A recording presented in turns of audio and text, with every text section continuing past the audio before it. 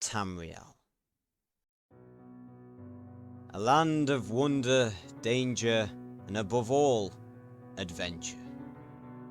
A place of many different regions and many different people that inhabit them. But our story focuses on one region in particular. The land of Skyrim. The ancestral home of the Nords, Skyrim is a place of cold, hardship, and in this point in Tamriel's history, conflict. Many different dangers threaten the people in Skyrim, from a civil war raging between Cyrodiil's empire and Skyrim's own people, to an ancient evil returning from a long-lost age. Skyrim lies in a position of utmost danger. But all is not lost, as the arrival of one young wood elf will bring hope, not only to Skyrim, but to all of Tamriel. His name is Hunter, and this is his story.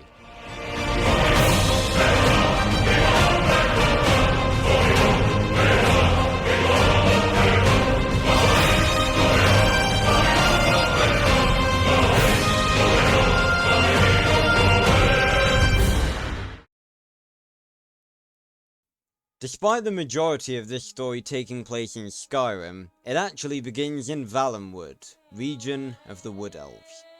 Valenwood is a place of colossal vegetation, bigger than anything else found in Tamriel, and it is within these forests that the Wood Elves make their home.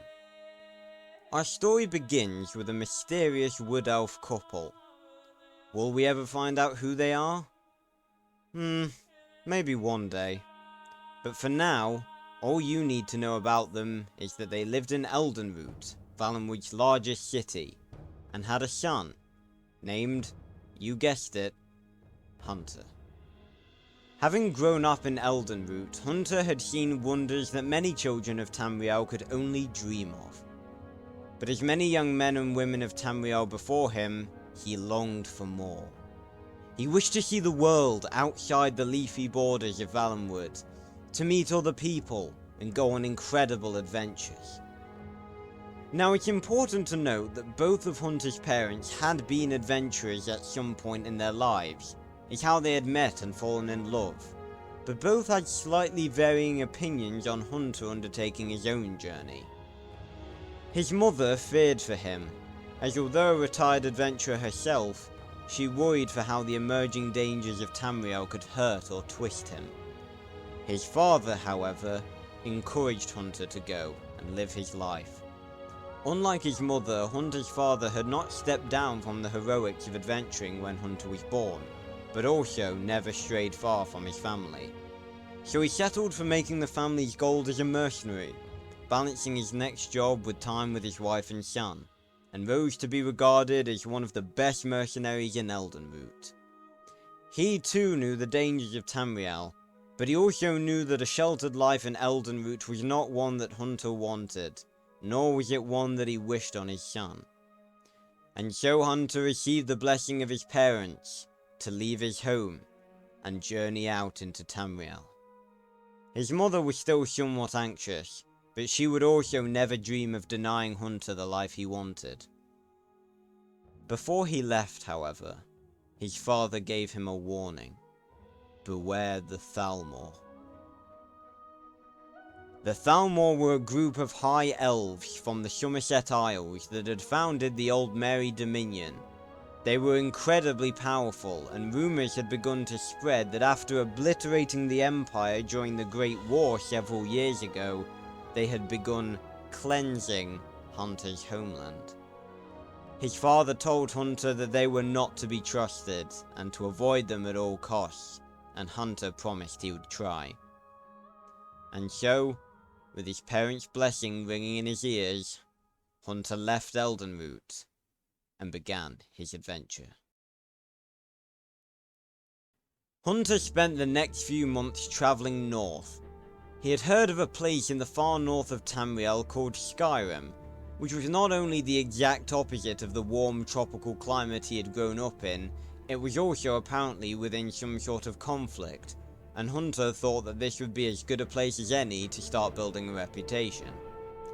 He journeyed along the border between Hammerfell and Cyrodiil, meeting many different people and battling several bizarre creatures. Eventually, he reached the border of Skyrim. During the few months he had travelled, he had learned that the people of Skyrim, the Nords, were not particularly friendly towards outsiders. So he decided to cross the border at night, in order to avoid attention. As he was making the crossing, he saw a group of people ahead, and stopped, wondering whether or not he should approach them. But before he could have even a moment to consider it, men he recognized as soldiers of the Empire burst out all around him, attacking the people he had seen ahead. And then, they turned their eyes to him. Without warning, another of the soldiers, who had clearly been lying in wait, lunged from the bushes next to Hunter, who had only a moment to react as the man swung at him with a sword. The blade missed his eye but cut into the skin below, and as he scrambled away from the first soldier, a swift knock to the head from a second rendered him unconscious. And as he slipped away from reality, Hunter knew, somehow, that his real journey was only just beginning.